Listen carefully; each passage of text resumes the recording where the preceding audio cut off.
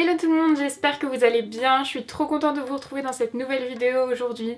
Le fond, comme d'hab, a un peu changé, mais si ça vous intéresse, un vlog arrivera sûrement dans quelques jours pour vous montrer comment j'ai changé tout ça. Aujourd'hui, on se retrouve pour une vidéo que je n'ai pas fait depuis ultra longtemps, c'est une vidéo favori. Avant j'avais un petit peu instauré une catégorie de vidéos qui s'appelait 7 minutes de favoris pour que ce soit pas trop long, et j'aimerais bien refaire un peu le même système. Je sais pas du tout si je vais y arriver, mais on va voir. Déjà n'hésitez pas à me partager tous vos produits favoris en commentaire, parce que à chaque fois que vous me parlez de produits ça me donne envie de les tester, et très souvent je les achète et je les teste.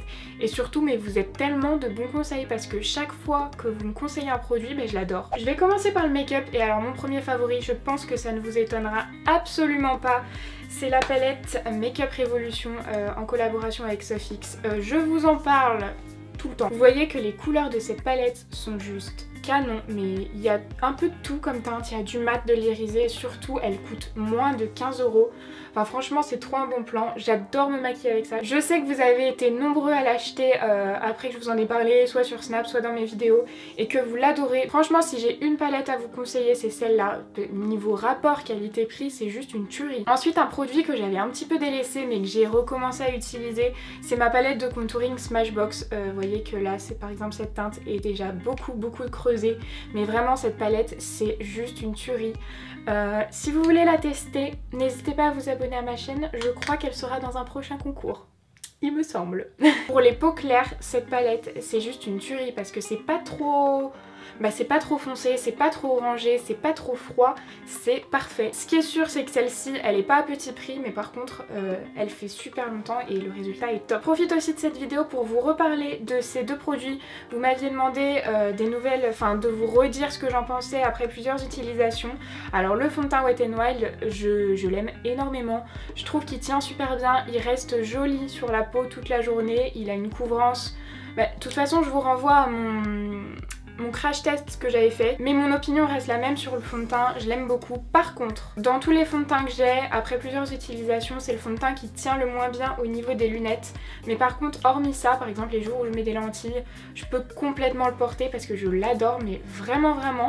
C'est, je sais pas pourquoi, juste au niveau des lunettes, il tient vraiment moins bien que les autres. Et l'anti-cerne Make-up Revolution, alors déjà j'ai quelque chose à vous dire. Vous savez c'est le dupe du Shape Tape de Tarte. Je l'ai acheté il y a pas longtemps, franchement je l'ai acheté il y a carrément pas longtemps, je l'ai presque fini, j'étais choquée. Il y a 3,4 ml. Au niveau couvrance cet anti-cerne est top. Par contre si vous avez le contour des yeux déshydraté ou un petit peu marqué au niveau des ridules juste ici, je sais pas si ça se verra mais moi je suis assez marquée au niveau des ridules. Dès que je souris j'ai plein de ridules et ça file dans les ridules et surtout ça se voit, c'est épais. Mais par contre j'aime bien l'utiliser les jours où je suis vraiment très marquée parce qu'il couvre ultra bien. Il est vraiment à petit prix donc vous pouvez le tester si vous intéresse parce que il vaut le coup, mais pour moi il est trop épais en fait, il est trop épais, il se voit trop sur le contour des yeux. Là je vais vous parler d'un produit, le Magic Pencil de la marque Nabla. C'est un crayon pour les yeux à mettre à l'intérieur de la muqueuse qui est beige. J'ai dû le payer je sais pas, peut-être 7 €, quelque chose comme ça. Si vous cherchez un crayon beige qui tient ultra longtemps, mais genre j'ai jamais vu ça. Clairement il est waterproof en fait, il sèche et il bouge plus, c'est un truc de malade. Une fois je l'ai mis sur ma main, je me suis lavé les mains plein de fois, il ne bouge pas et il marque super bien dans la muqueuse parce qu'il y a certains crayons il faut vraiment insister pour qu'ils marquent. Celui-ci marque super bien, il tient super bien et si vous avez la peau très claire, et il fonctionne quand même. Le crayon beige j'adore en mettre dans la muqueuse parce que du coup ça va venir illuminer le regard, ça va enlever le côté rouge de la muqueuse et du coup moi j'aime bien en mettre tous les jours. Et celui-ci il est top. Ensuite un blush que j'ai beaucoup utilisé ces temps-ci, c'est un blush de chez Adopt. Je l'aime beaucoup, alors d'habitude je mets que des blushs mat. Celui-ci il est un petit peu... il est pas pailleté, il est irisé. On voit pas du tout de paillettes sur la peau, c'est celui que je porte aujourd'hui mais je pense qu'on verra pas très bien.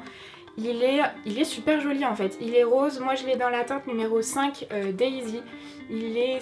C'est comme un vieux rose, ouais c'est un vieux rose, il est super joli, il donne bonne mine. Et le dernier produit, c'est aussi celui que je porte sur les lèvres, les rouges à lèvres SLA, mais c'est ma découverte du moment, mais je les aime trop. Et celui que je mets tous les jours, c'est la teinte Chris, c'est celle-ci.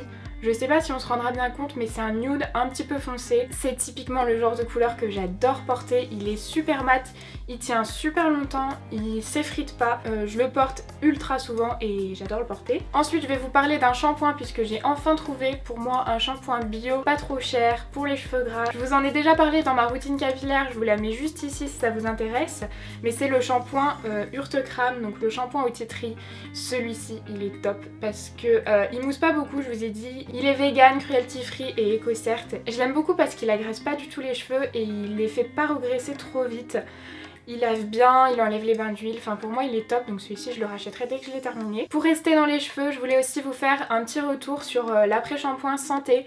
Dans ma routine capillaire, je vous avais demandé ce qu'il en était au niveau de la composition. J'étais pas très sûre qu'il soit naturel parce qu'il avait un effet très siliconé sur les cheveux, c'est-à-dire qu'il démêlait super bien, il laissait les cheveux ultra doux et ça me laissait un peu perplexe de croire qu'il n'y avait pas de silicone. Merci beaucoup déjà pour vos réponses et aussi de m'avoir conseillé des applications. Vous m'avez conseillé Inky Beauty et une autre que je vous mettrai sur l'écran puisque j'ai oublié. Vous m'avez dit que la composition était bonne mais qu'il y avait un actif, enfin un composant qui ressemblait à du silicone mais qui en était pas. Il est cruelty free, il a un bon effet sur mes cheveux donc pour moi c'est l'essentiel en fait. Donc là je vois que ça fait déjà 18 minutes que je filme.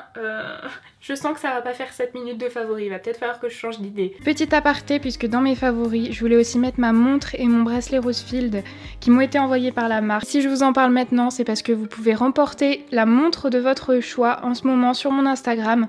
Sous la photo où j'ai mis ma montre, et ben vous pouvez participer au concours. Toutes les conditions seront indiquées sous la photo, c'est super simple, il n'y a pas de repost ou quoi que ce soit. Donc si ça vous intéresse de gagner une montre Rosefield, vous pouvez aller participer. Je voulais aussi vous parler de 2 films et séries parce que j'ai un peu des goûts particuliers et je sais que moi je galère à trouver des films et des séries. Dans une de mes vidéos je vous avais présenté la série 3 fois Manon que j'avais adorée et là dans les commentaires vous m'avez dit qu'il y avait une suite, je ne savais pas. Donc la suite c'est Manon 20 ans.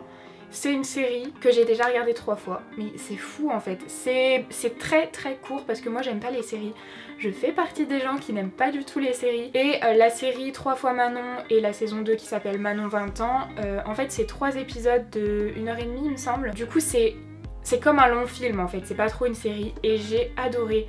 C'est une série qui fait réfléchir, c'est bien réalisé, j'adore l'actrice. L'actrice elle est excellente mais vraiment un truc de fou. C'est le genre de film, série que je sais pas trop comment résumer. En gros c'est l'histoire de Manon qui a donc, je crois dans la première série, 17 ans, 17-18 ans et qui va en foyer.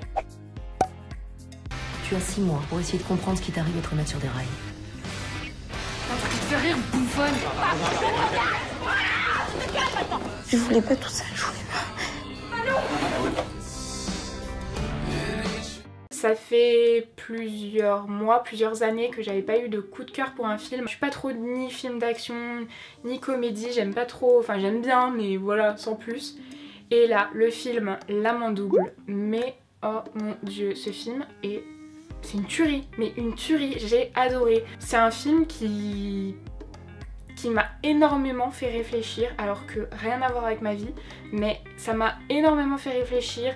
C'est un film où il n'y a pas, pareil, il n'y a pas trop de gens qui parlent pour rien dire, ça je déteste. Par contre, c'est un film, je sais pas s'il y a une limite d'âge, mais j'espère. Déjà, c'est un film qui est réalisé par François Ozon. François Ozon, c'est mon réalisateur préféré, c'est celui qui a fait Jeune et Jolie. Jeune et Jolie c'est mon film préféré et en plus c'est avec l'actrice de Jeune et Jolie. En gros pour vous résumer très rapidement mais vraiment très rapidement, c'est une femme qui va voir un psy et elle tombe amoureuse de son psy. C'est étrange, tu connais tout de moi et... Mais moi j'ai l'impression parfois d'être face à un inconnu. Que tu me caches des choses. Et j'ai vu que tu portais un autre nom de famille. Tu veux pas en parler ? Mais si vous aimez bien ce genre de film, n'hésitez pas à aller voir. Franchement, mais gros coup de cœur. Gros coup de cœur. Bon du coup j'espère que la vidéo vous aura plu. Je sais pas du tout si ça vous plaît encore que je fasse des favoris. Donc n'hésitez pas à me dire ça dans les commentaires pour savoir si je continue ou si je m'arrête là, si c'est la dernière vidéo. Je vous fais plein de gros bisous et je vous dis à la semaine prochaine. Bye.